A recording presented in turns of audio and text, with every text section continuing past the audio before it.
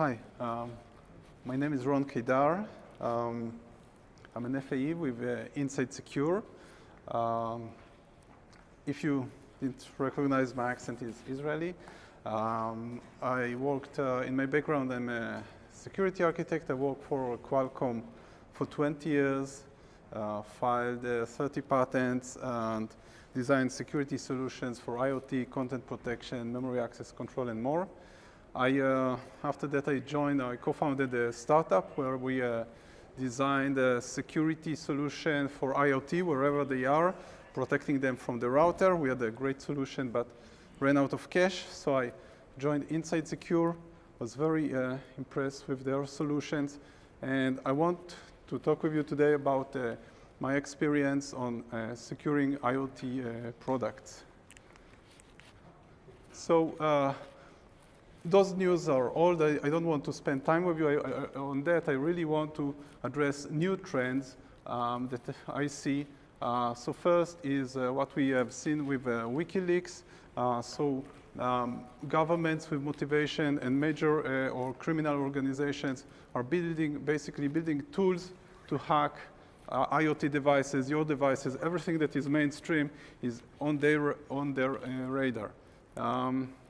Second, ransomware. So we are familiar with ransomware on the user data, but for IoT, it means three things, basically. First, blocking the device, forcing the user to pay, or causing a massive deployment misbehavior, causing you, the company, the brand, to pay. Think about if you have smoke detectors, what happens if all of them go off in the middle of the night? What does it mean to your company? And third, using those unsecure IoT devices to actually launch attacks on the cloud, what we call DDoS, or distributed denial of service. And that happened quite a lot. And what we show here as the third trend is we show a drone hovering over a neighborhood, collecting Zigbee, Bluetooth, Wi-Fi signals, and potentially dispersing botnets on those devices that they identify as weak and know how to attack. That's clever. Let's all do that. So security is still the main concern from both customer sides and IoT makers. And so we need to think a few thoughts on that matter. First, every connected sensor, camera, microphone, you name it, they all could be transmitting information to the wrong destination. Nobody could ever notice, and they will do it for many, many years. Botnet could be, like I said, planted and then wait for dormant for a command to attack. And mainstream security solutions will be on the radar of those organizations that I just mentioned. And those will create the news that I mentioned. So you don't want your company to be involved with any of that. You want to basically stay away from that because that will hurt the company. So what I suggest here is to differentiate in security. And like I said, the mainstream would be their focus to try to find a non-mainstream, yet very mature solution that been there, done that. It's not going to be have a lot of vulnerabilities in the future.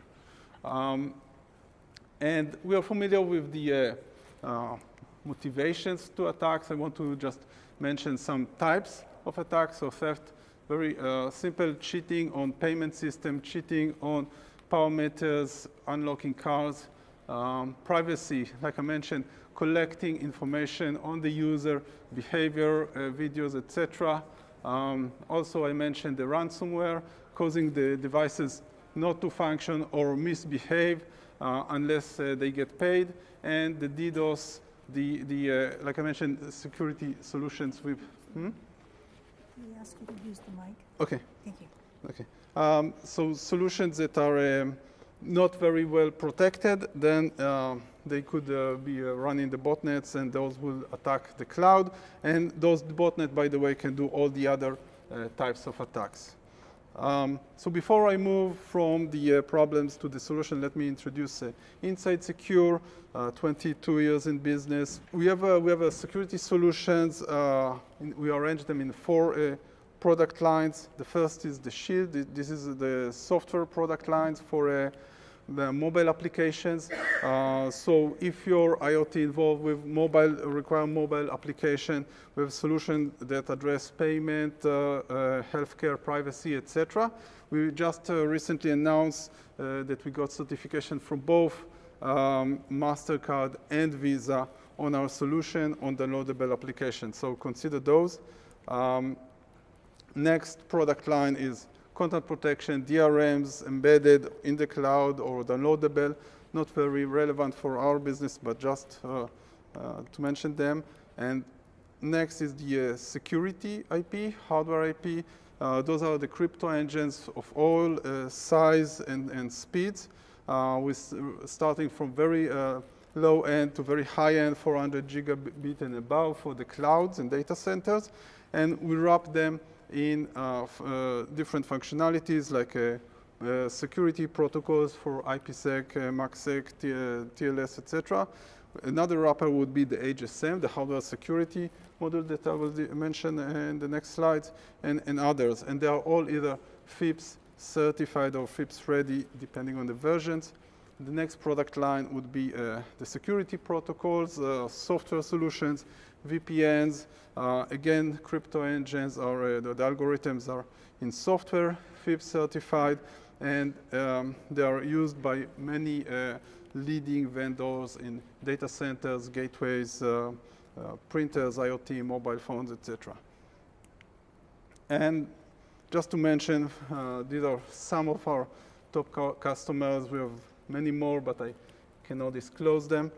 And now let's look at the security. We arrange them, the security, into 4 main building blocks. The first one would be the communication, the security protocols, and I'll discuss that more in a couple of slides. Next one is the data at rest, the storage. That would be protecting either your intellectual property, meaning encrypting your software image, or protecting the user, privacy, protecting files or disk, and there are other things in that area. Next building block would be everything in the platform. Those are the big solutions that span the entire SoC, like memory access control, that's a very big one, and overall security architectures. I'll discuss the security architectures in a few slides. And there are more wide range solutions there. And last, the security anchor, that is the HSM or hardware security module. That would be where we protect the keys. It actually a secure perimeter in hardware that protect the keys, and all the crypto engines are inside, the TRNG is inside, so all the operations, authentication, and everything is done there without getting the key out, even if your security is completely or the host is completely untrusted, inside the HSM, everything is safe and sound. And I'm just mentioning these are the basics, and there are a lot of things behind it, and our purpose is basically to save you all the gains of going through that information and give you mature solutions. And before I go even deeper, I would like just to go over some famous attack and map it to what I just mentioned and show it's not very complex to address those. First of all, so this attack was on the Jeep Cherokee a couple of years ago, and you should think about your device just the same. It's just a random pick of the hackers, and like I mentioned, there are organizations that work in much broader operations. So first mistake, open ports, of course, never leave open port, and if you have to leave open port, make sure that it's authenticated with password, strong password or public key, and also encrypted. Goes without saying. Next, there was a guessable password. If you need to create a password on the machine, use hardware TRNG, the true random number generator, and I'll mention that on the protocol as well. Next mistake was firmware was analyzed and then was modified. So to address that, you need a secure boot to prevent modification and encryption within the secure boot to prevent analysis of the image. And next, the bigger issue with the automotive in general, their bus, the controller bus, is not authenticated, so any sender can control every receiver. We never do this in security. Always mutual authentication, sender and receiver need to show each other who they are before any operation can take place. And last but not least, they had a firmware upgrade, but not over-the-air firmware upgrade, and that cost them 1.4 million thumb drives sent to customer on a single incident. So let's now move to the first building block, the communication. And security protocols are usually set for you by the market. You don't need to consider those in many cases. And even if you do, there are a lot of mature solutions. So that's kind of a simple decision. But then those protocols in many cases allow you to negotiate cipher suites. And here we recommend include the most advanced, address the future, avoid the obsolete or those that will become obsolete in the next few years. It will save you both space and also risk your product. So avoid those. Key length, again, you can, in some protocols, you can negotiate.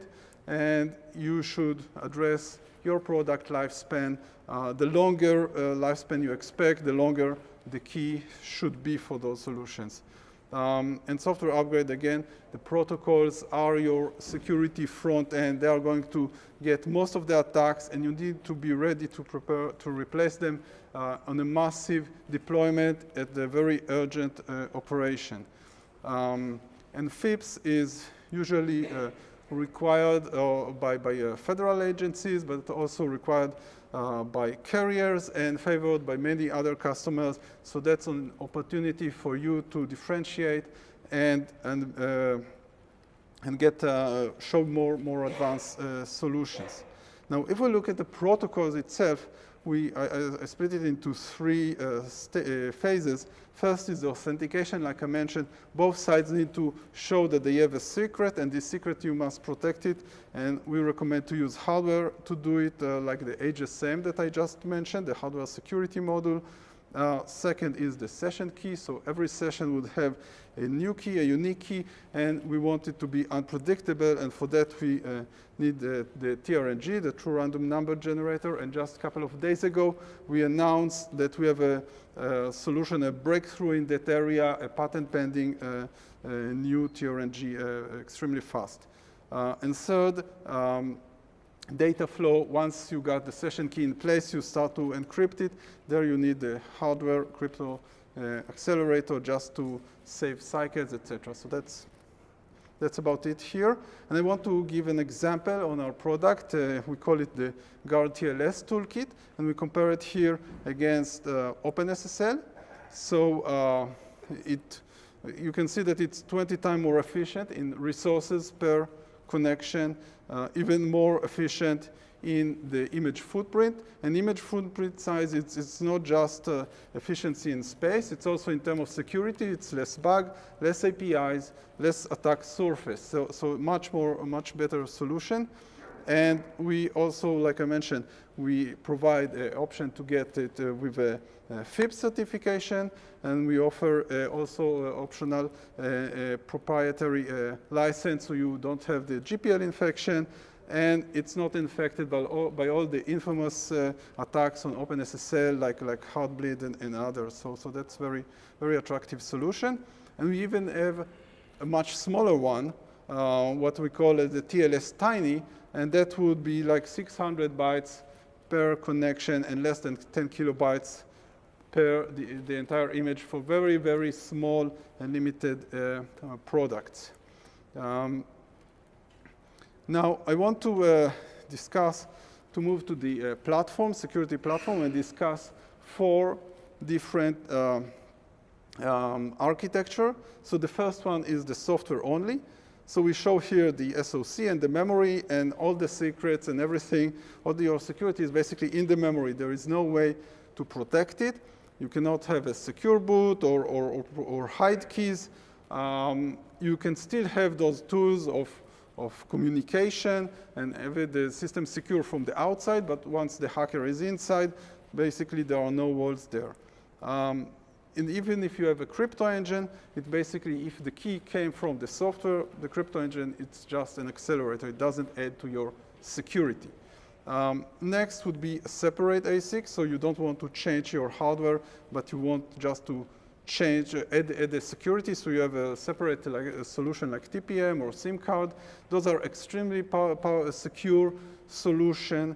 But the issue there is that whenever you need to push some of the security back to the SoC, then you don't have a way to protect it. If I mentioned disk encryption, or we have this session key, they need to go back to the SoC, then you fall back to the previous solution, and not to mention the bill of material on that solution. So another alternative would be to use a TEE, a trusted execution environment, that is within the SoC. So now we are inside, and the keys can stay in the SoC. But these solutions tend to be very rich in their capabilities. And like I mentioned earlier, the richer, the more API, the more code, the more potential or attack surface for the hackers. And also they rely heavily on memory access control. So if the image is protected with access control, all the data or the keys, those things could be hacked or get broken, and then the entire thing collapses.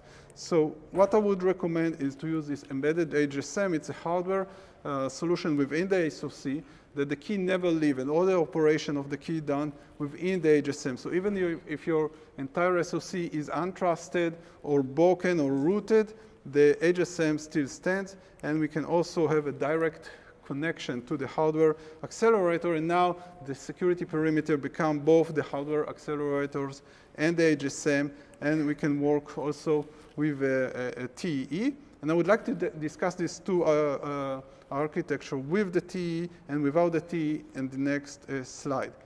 So without the TEE, this is usually the smaller silicons. They just have one CPU, and we show here the Volt IP, our HSM in green, and the driver in the operating system.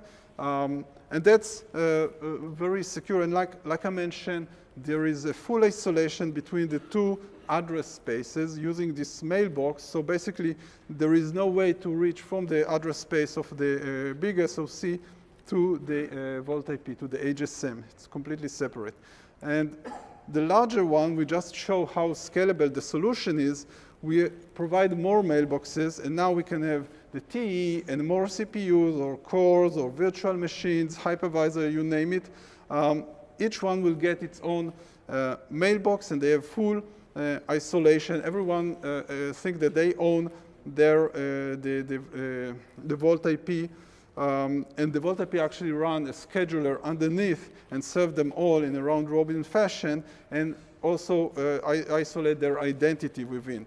So that's very, very powerful and scalable solution. And we have even more information, zoomed in image of the Volt IP, our HSM.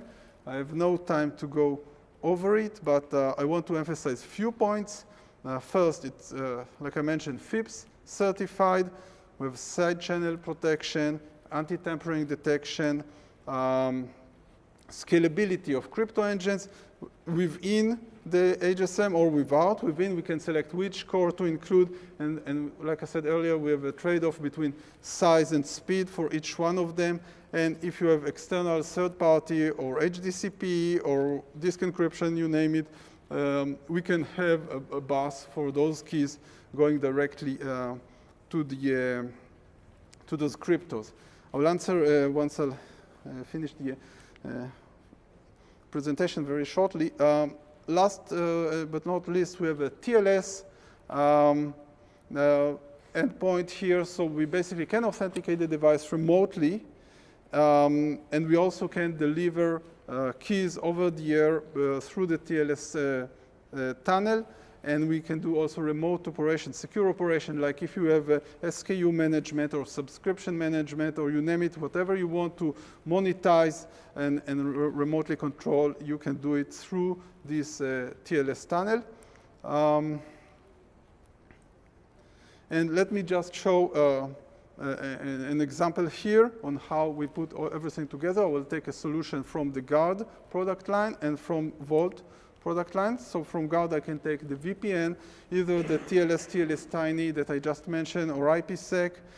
From Vault, I can take cellular crypto engines, and I can take the Vault IP, which is a combo solution of many, many capabilities. And like I said, we can configure the internals of the crypto engines and more. And like I mentioned, it's all FIPS certified. So going back to the title, the promise of this presentation, how to secure your product. So first, consider security at early stages. Never leave it too late because it has a lot of consequences or impact on your design. And you need, when you trade off security of different solutions, you need to consider the impact of the attack, not necessarily the value of the small asset, but beyond it. And also consider your product lifespan. The longer your product is expected to be in the field, the higher security you need to address future attacks. And security is unlike other technologies. It's not only the functional test that you need to do, you also need to address how it is address attacks. And that would be the penetration testing. So usually it is a long process. It's usually not done in-house.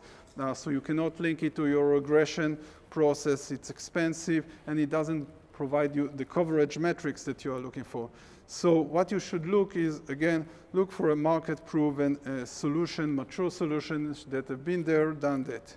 And also, I mentioned that the mainstream solution will be the best return on investment for those hackers. So if you want your company to be aware of that, consider mid, small size security provider. And when you think about security, don't think in terms of if, but think in terms of when. Meaning, be prepared. Automatic software upgrade must be your way to recover from that. You need to have a way to enforce the upgrade on a massive scale. And hardware cannot be upgraded, of course, so you need to leave enough headrooms and capability to address the future. And with that, I would like to thank you for your time. Okay, thank you. Thank you.